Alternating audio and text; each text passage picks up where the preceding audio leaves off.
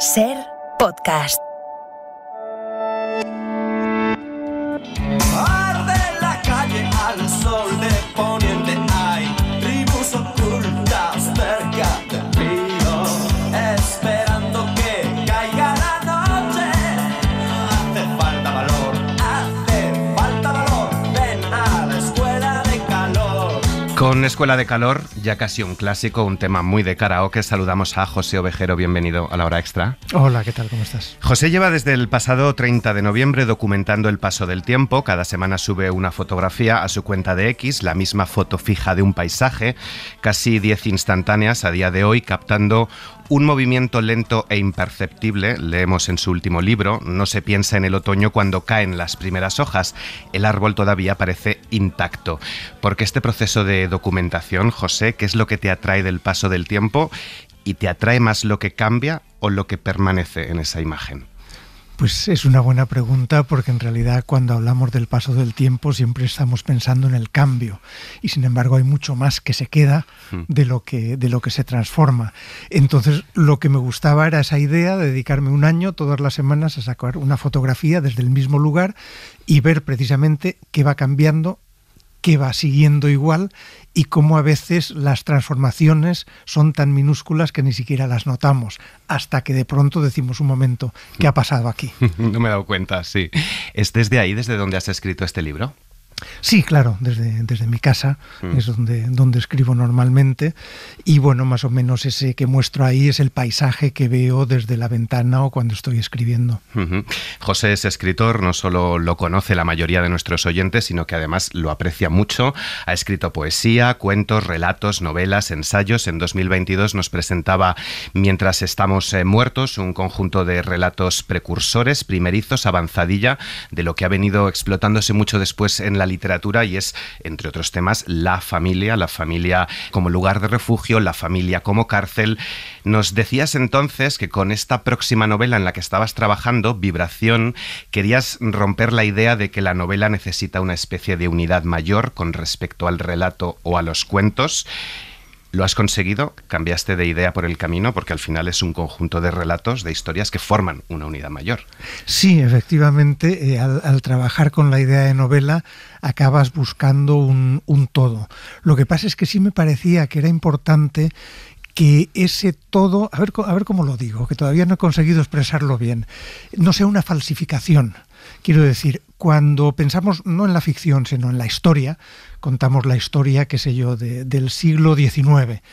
En realidad estamos creando una narración que imponemos a los hechos para que tengan cierta lógica. Pero las cosas no funcionan así. Esa narración es impuesta. Decía Walter Benjamin, el filósofo, algo así como que la historia, si le imponemos una narración, estamos siempre contando la historia de los vencedores y vamos uniendo la narración de unos vencedores con los siguientes, y siempre se queda fuera la historia de los oprimidos, y que la historia había que contarla a fogonazos, ¿no? Iluminar momentos. Fíjate, yo no había leído, no recordaba haber leído esta frase de Benjamin, la he leído hace poco y he pensado, eso es lo que yo estaba haciendo con mi novela. Fogonazos a los que encontramos una cierta lógica o ciertos parentescos, ciertas relaciones, pero que nunca acabamos de fijar del todo. Y por eso la novela se acaba convirtiendo en una novela de misterio. No acabamos de entender qué sucede, pero precisamente ese secreto es lo que nos mantiene interesados. Es una novela y también es una suerte de documentación del paso del tiempo. De hecho, leer algunos capítulos es como visitar un museo, el Museo del Prado, contemplar una obra de arte, cuadros llenos de detalles, de pequeñas acciones, en una imagen fija que nos atrapa, paletas muy descriptivas a cámara lenta, que es como se titula uno de los capítulos. Es una documentación del paso del tiempo y de la historia en un lugar más o menos concreto, Valdecaballeros, en Badajoz, su entorno. Yo no tengo pueblo al que volver, dice Sara con envidia, una de las protagonistas de esta historia, que regresa al pueblo de su marido Paul, con él y con su hija Ale. Tú has vivido en varias ciudades del mundo, vives en un pueblo. Aquí también recoges la diferencia un poco entre vivir en una gran urbe y vivir en un pueblo, donde en una urbe no es que la gente sea más tolerante, pero al menos puedes cambiar de grupo rápidamente, o a lo mejor no te conoce todo el mundo. ¿Podrías haber escrito este libro en la ciudad? ¿Qué te ha aportado ese entorno rural, esos espacios y esos tiempos especiales? No podría haber escrito este libro en la ciudad y creo que no habría querido. En Mientras estamos muertos, el libro anterior del que estuvimos hablando aquí, además, y hablaba, o todo se situaba más o menos en un barrio de Madrid, en Vallecas, que... Bueno, aunque mucha de la gente que vivía en Vallecas procedía de los pueblos, pero de pronto es como si todo se difuminase más. Lo que tú dices, puedes cambiar de grupo, puedes cambiar de acera, no te conocen, o si te vas 3 calles más allá es probable que no te encuentres con un conocido. Con tu ex, por ejemplo. En un pueblo siempre te encuentras con tu ex, a no ser que se haya ido de allí, que haya emigrado. Entonces me interesaba más ese ambiente, no voy a decir cerrado, porque sería un cliché, pero sí en el que los cambios no son tan radicales a no ser que te vayas. Entonces, si hablamos de vibración, una vibración en campo abierto, digamos que se va difuminando, mientras que si la metes en una caja cerrada, digamos, la vibración no sale, lo que va haciendo es entrechocarse, cambiar la longitud de onda, por así decirlo, pero sigue allí. Y las historias se mantienen mucho más en un pueblo que en una ciudad, porque te sigues encontrando por la calle a la gente de hace una generación, 2 generaciones, sabes, por utilizar el título de aquella película, sé lo que hiciste el último verano, ¿no? Bueno, sé lo que tu familia ha hecho los últimos 100 años. Y eso se mantiene mucho más. Y como esa historia es una historia violenta, además, enseguida entramos en ella. ¿Cómo es este pueblo que languidece junto a un pantano? Ese pueblo del que la gente no se va, se escapa, como acabas de decir y como escribes. Bueno, primero yo creo que sí tengo que puntualizar, porque como vuelvo mucho por Valdecaballeros para que no me tiren piedras cuando llegue allí, que en realidad es un pueblo real y ficticio a la vez. Quiero decir, si alguien lee mi novela, no puede utilizarla como guía turística para recorrer Valdecaballeros. En Valdecaballeros se mezcla Valdecaballeros, Castilblanco, que es un pueblo cercano. Digamos, lo que hago es coger un poco ese lugar amplio, un radio, digamos, de 15 kilómetros, porque allí se concentraban un montón de cosas que de pronto me empezaron a interesar muchísimo, cosas que yo sabía la mayoría, pero en las que nunca me había fijado, que es lo bueno de la escritura y de la lectura, ¿no? Que fija nuestra atención. De pronto me doy cuenta de que hay un dolmen del 3er milenio antes de Cristo, de que hay una necrópolis de la Edad del Hierro sumergida en el pantano, que solo se ve cuando bajan las aguas, que es una metáfora preciosa también, ¿no? También para la memoria, el olvido, etcétera. Que hay una central nuclear construida que nunca llegó a ponerse en marcha, que hubo un campo de concentración durante la Guerra Civil, que duró poco tiempo, pero que estaba allí. Entonces, como que había un montón de testimonios del pasado y que sería interesante recoger los ecos de ese pasado. ¿Qué permanece? ¿Qué nos siguen diciendo? ¿Qué sucede si haces de esa especie de trapero de la historia que va recogiendo restos para mirar el presente? En el principio fue la vibración, da igual que aún creas que fue provocada por el verbo o por el Big Bang. La vibración comienza al mismo tiempo que el universo. Atraviesa no solo los planetas, las estrellas, nuestros cuerpos, también la historia y los afectos. Sin vibración no habría voz ni lenguaje sonoro, nos habría costado mucho más la transmisión del conocimiento. ¿Qué vida interior tendríamos sin el lenguaje? Hay una sucesión de ondas que nos unen con el pasado y con el futuro, un sonido que nos conecta, y cada uno de nosotros las amplifica y rebota. Si prestamos atención, esa es la única verdad que se impone. Todo vibra, o si lo prefieres, todo está latiendo. Y una advertencia en otro momento del libro: las vibraciones no se transmiten en el vacío, la historia tampoco. ¿Es la vibración el origen de todo, José? Sin vibración no habría escritura ni literatura. ¿De dónde surge esta idea? Pues esta idea surge precisamente de ese momento en el que me doy cuenta de que hay una conexión entre hechos y restos, digamos, arqueológicos, en el sentido más amplio, que parecen desconectados y sin embargo algo las une. Y empecé a trabajar un poco con esa idea de vibración, a ver qué pasa con eso que ya no percibimos a veces, pero que sigue vibrando, aunque no entre en nuestra capacidad de registro. Entonces, bueno, sencillamente empecé a trabajar así, a contar historias una detrás de otra y a descubrir yo mismo cómo se iban enlazando inconscientemente, cómo una me sugería otra, cómo establecía relaciones por ejemplo, entre violencias muy separadas en el tiempo, cómo, incluso qué relación, no ya causal, pero sí de espacio, de ambiente puede haber entre esa necrópolis sumergida y esos dos chicos que atraviesan el pantano en una barca para buscar un refugio de las miradas ajenas. Y bueno, me empezó a parecer que eso me llevaba a algún sitio, aunque no tenía la más remota idea de a dónde, ni qué historia iba a salir de ahí. Lo que pasa es que yo creo que casi, no sé si de una manera automática, pero cuando empiezas a pensar en vibración, en lo desaparecido, que no oyes pero que estás ahí, empiezas a pensar en fantasmas. Y claro, la idea del fantasma se me apareció, ¿no? Valga la imagen, y empecé a pensar, claro, el pasado también tiene esa parte fantasmagórica, eso que está presente y que está ausente, que no podemos tocar pero sabemos que está ahí, que nos influye, que nos habla. Y se me ocurrió crear esta familia que regresa al pueblo, que de alguna manera, bueno, digo regresa porque él, Paul, tiene... su familia venía de ese pueblo y vuelve sin una conciencia del pasado, de la herencia, de la deuda, porque en las herencias puede haber deudas, y es la niña la que percibe que hay algo. Y empecé a convertir aquello en una novela casi de fantasmas, de apariencia muy realista, pero en la que suceden cosas extrañas que la niña capta. Porque aunque nos envasen al vacío, el vacío no existe, y aunque no percibamos aparentemente nada, el silencio tampoco. Siempre hay zumbidos, murmullos, espíritus, psicofonías, ectoplasmas. Me ha recordado mucho, leyéndola, y por lo que cuentas ahora, a Lo demás es aire, de Juan Gómez Bárcena, que nos llevó a Toñanes, a su pueblo, para recoger no solo la historia del lugar, sino de los que habían habitado ese lugar desde la prehistoria hasta, como en tu libro, los tiempos del WhatsApp. Como si no hubiese vivido solo su propia vida, sino también la de todos sus antepasados. Cargaba con sus derrotas y decepciones. Era la depositaria de toda su mezquindad. Qué importante contarnos cómo nos contamos y también cómo nos construimos gracias a los otros, a los pasados y a los presentes.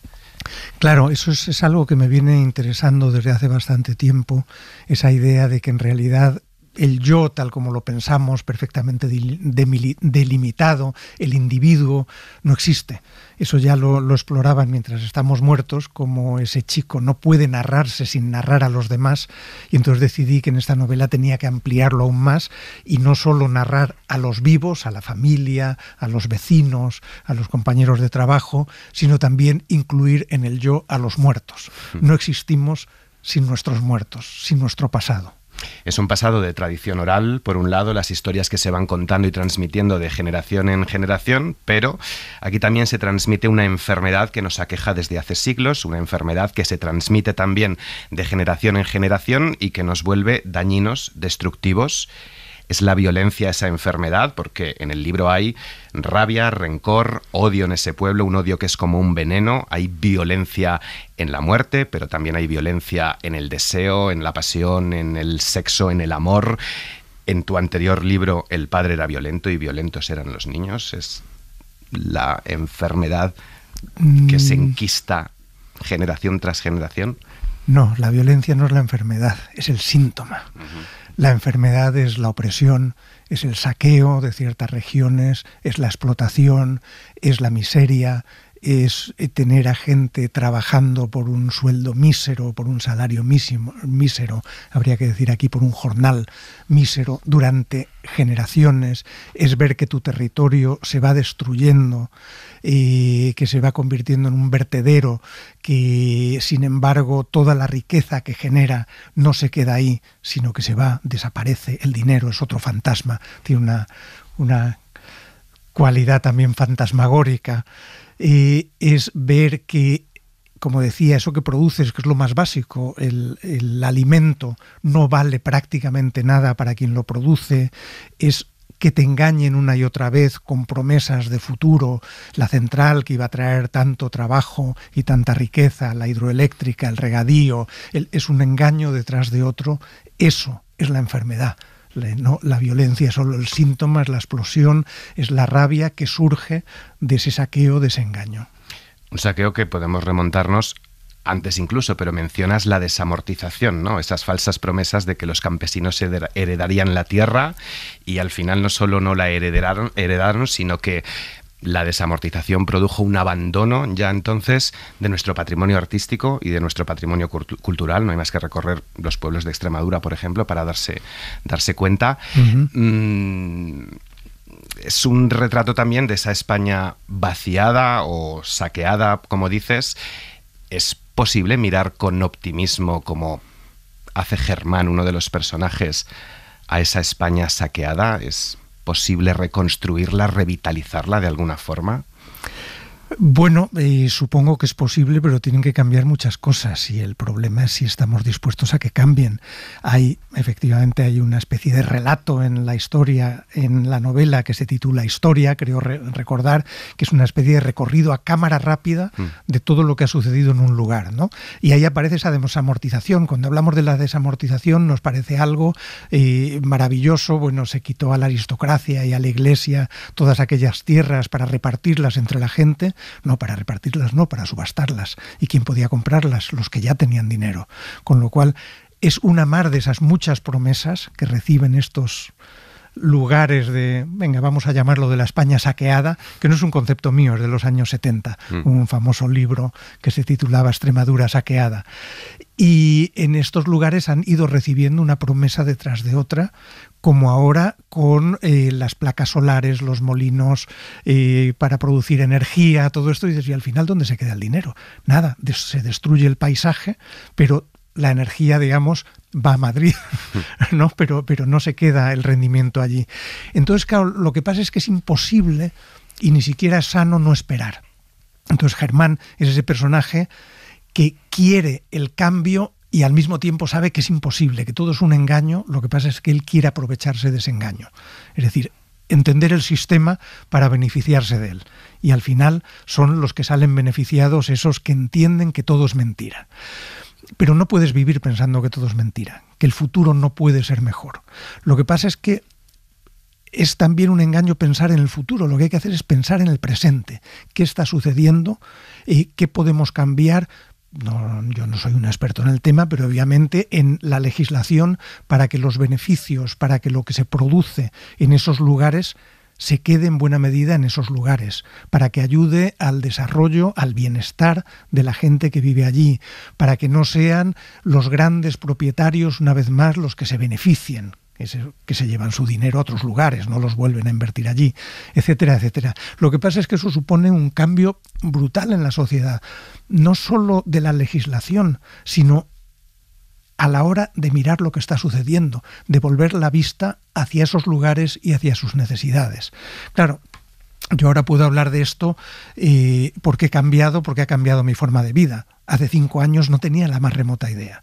Desde que yo vivo en un pueblo, aunque viva en una burbuja, porque mi centro de interés, de rendimiento económico sigue estando fuera del pueblo, oigo a la gente. Oigo lo que dicen, oigo sobre las medidas que se toman, les oigo protestar cuando dicen que sí, que lo de poner fibra en todos los pueblos, que está muy bien, pero eso no va a atraer a la gente, eso no va a atraer a parejas con niños, eso no va a hacer que esa escuela cerrada en el pueblo vuelva a abrirse.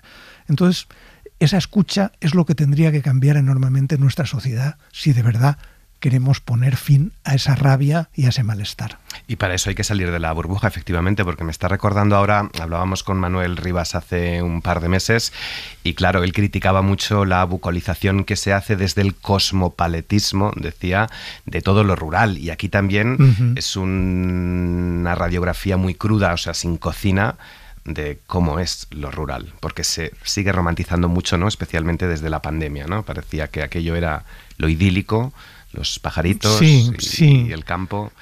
Claro, sucede como cuando nos vamos de turismo a algún sitio, ¿no? Que contamos más o menos la misma historia, que no conocemos de verdad y nos quedamos con lo más llamativo, con lo cual el campo se ha mirado desde lo bucólico o desde el tremendismo, desde la familia de Pascual Duarte, ¿no? Por ejemplo. Y la dificultad para mí era intentar escaparme de eso, no ser un turista en mi narración, esos como los visitantes que fotografían al cerdo allí y la gente los mira y dice, pero ¿por qué fotografían un cerdo, no? ¿Qué tiene de excepcional y de exótico? Entonces es la dificultad, creo yo, con la que me tenía que enfrentar en la novela, escapar al tremendismo, escapar a lo bucólico, al cosmopaletismo, y bueno, no sé si lo he conseguido o no, pero me interesaba, sabiendo que yo no soy de ahí tampoco. Es decir, que yo no puedo contar la misma historia que contaría alguien que ha vivido ahí toda su vida, pero intentando acercarme lo más posible. A propósito de escapar, yo no tengo madre, dice Germán, o sea, lo que tengo es una deuda, una hipoteca que sigo pagando. Y de la familia también, la clase, como decías antes, el hambre va pasando de una familia a otra como una plaga. Los ricos solo conocen lo suave, los pobres lo áspero. Señalas mucho la educación privada y la visión que tienen estos pijos de chalet sobre la educación y la universidad pública. Somos pobres, somos miserables, somos los pozos de un pueblo que en algún momento debió de estar orgulloso de serlo. Leo, es más difícil al final escapar, ¿no?, de estas cargas familiares y de clase que del pueblo, de lo rural. Claro, no es solo el espacio, no es solo el lugar, es toda una educación, toda una herencia también de valores, de una herencia que a menudo tiene que ver con la pobreza. Germán lo reconoce bien, lo que yo tengo es una deuda. He nacido en este lugar y nazco ya endeudado. Es prácticamente lo que nos viene a decir. Pero no sé cómo decirlo también. Claro, yo no pretendía escribir una tesis. Esto no es un ensayo, es una novela, es ficción. Lo que pasa es que al empaparse de cierta atmósfera, de cierto ambiente, pues van saliendo ciertos temas. Y Germán, que es este personaje que encarna un poco esa rabia del pueblo, esa rabia de haber sido engañado, de haber nacido endeudado, que tu padre ya se hubiese endeudado, probablemente tu abuelo también, es el que expresa todo ese malestar. Y hay toda una serie de gente que solo puede, ante ese malestar y esa sensación de que esto no va a cambiar, irse. Entonces son esos que aparecen también en la novela los que se van, ¿no? Los que por 1000 razones acaban yéndose del pueblo, pero también están los que vuelven, los que descubren que en otros lugares tampoco están necesariamente mejor y que allí había algo que aprecian.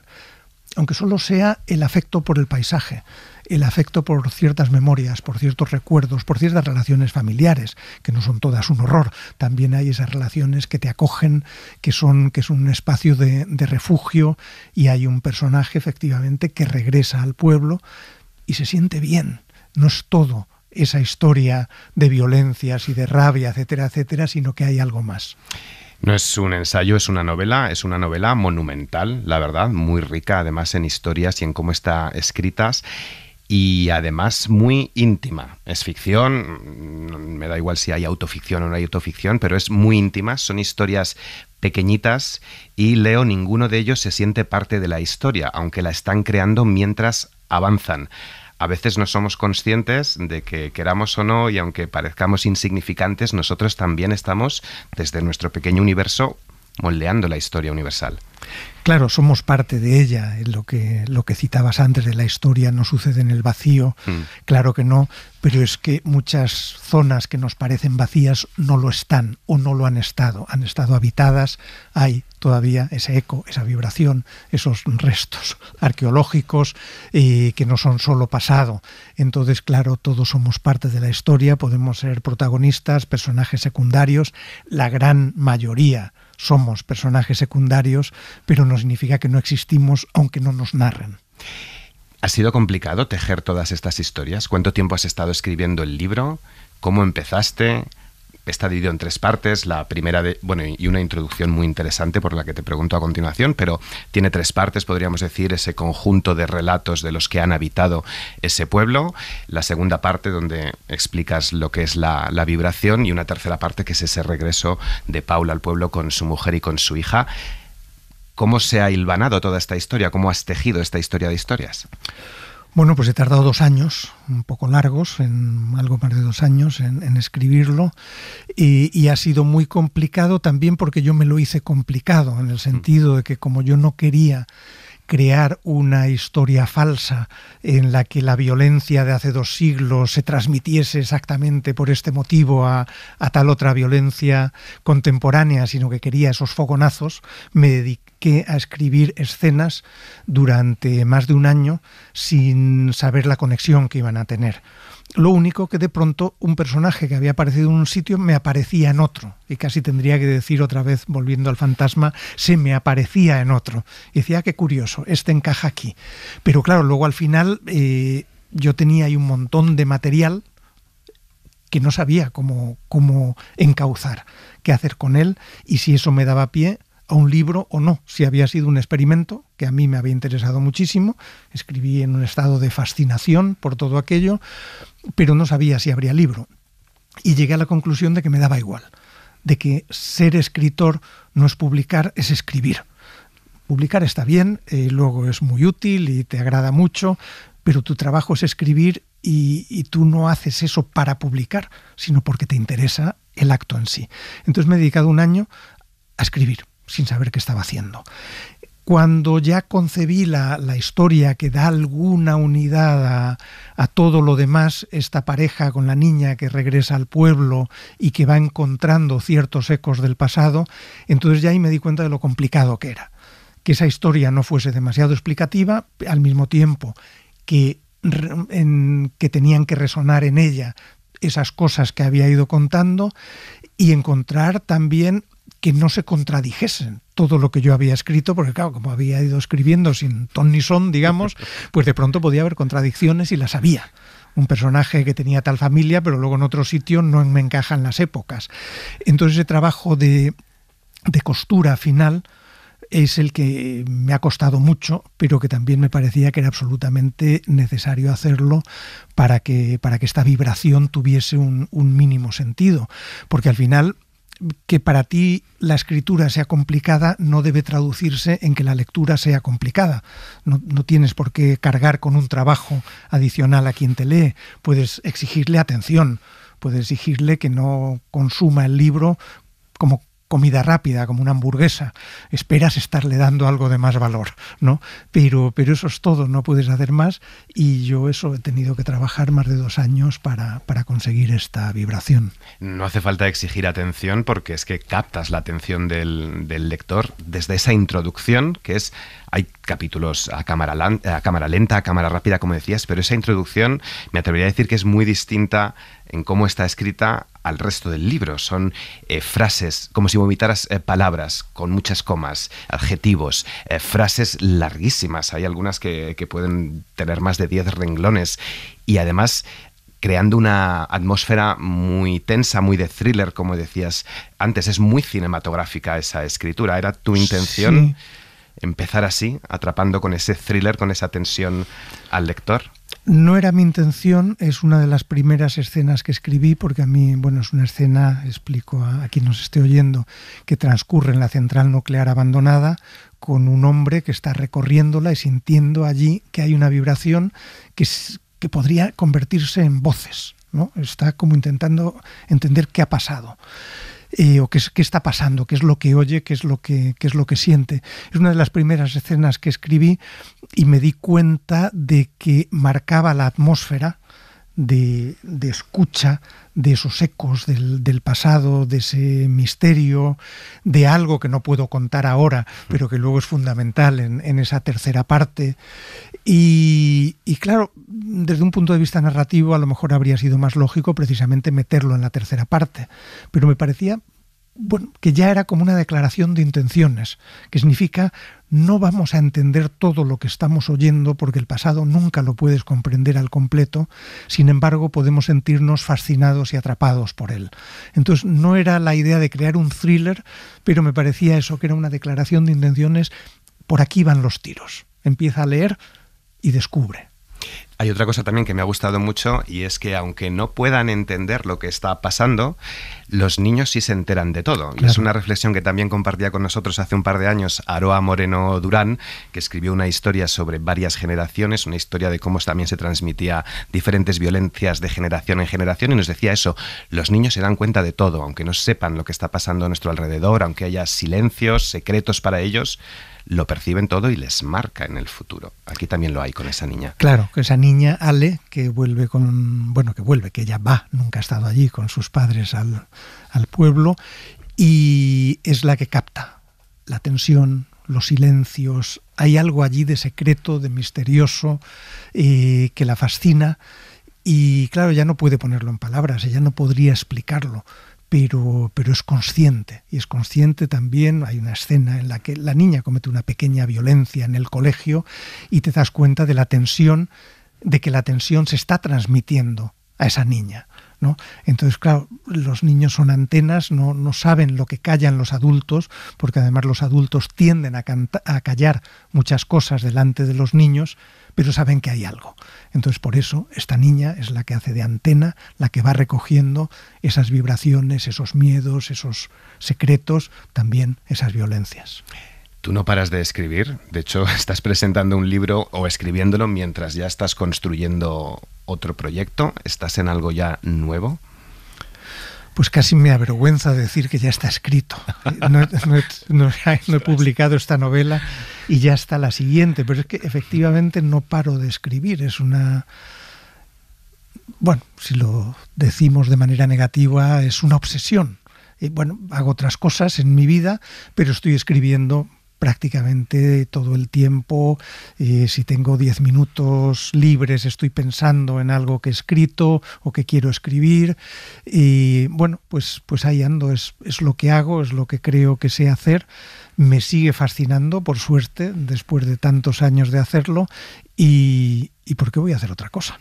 ¿No? Bueno, hago alguna para no pasarme el día ahí encerrado y porque me parece importante. Colaboro con algún medio, con La Marea, por ejemplo. Hago otras cosas también para ampliar mi propia experiencia y mi vida fuera de los libros. Pero sí, sigo escribiendo, sigo produciendo por encima de mis posibilidades, de las del mercado y de las de los periodistas que me tienen aquí cada 2 por 3. Y documentando además el paso del tiempo en redes sociales.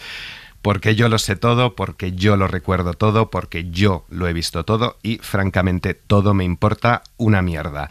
A todos ellos les recomendamos también vibrar con José Ovejero porque nos ha fascinado Vibración tanto más como a ti escribirlo. Muchas gracias por haber estado en La Hora Extra. Gracias a ti.